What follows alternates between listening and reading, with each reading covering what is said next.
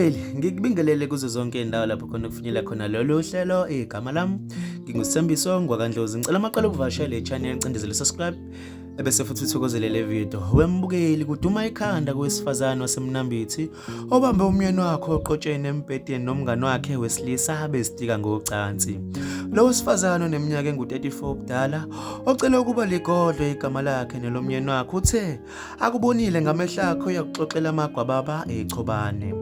Uma lo wesifazane elandisa uthe usebenza kwenye izinkampani endaweni, uthe engazizwa kahle engaphathekile kahle ephethwe ikhanda waqhuma ukuba abuyele ekhaya ngokusheshsha ngoba ungumuntu ophila nesifo esithile.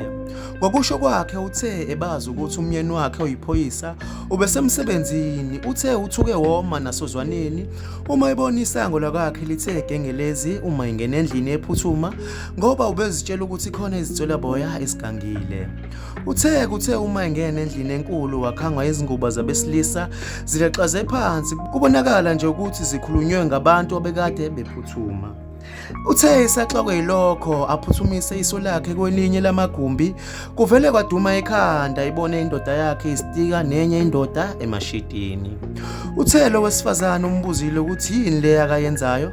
Lo wesilisa umphendule wathi into engathe nje asikho isidingo sokuthi aze acasuke ngoba lento akayenzayo akayenzi nomuntu wesifazane, uyenza nomngane wakhe oyindoda. Waphinde wathi alikho icala lento bayaqala nqa ukuyenza.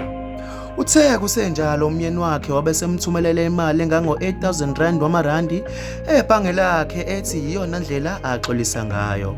Lo wesifazane uthe kuyimanje uduma ekhanda ngoba akazi ukuthi aqhubeke yini nalomshado eminyaka emihlanu noma ashiye phansi.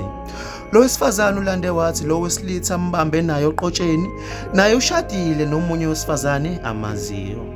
Kuyimanje lo wesifazane uthola usizo lokwelashwa ngokomqondo njengoba ethi lesimo simhlukumezile emoyeni. Mbukeli, ngicela ubeke uvo lakho kwi-comment section melana nalolu daba. Ngizokubona kwenye video elandelayo. Sale kahle.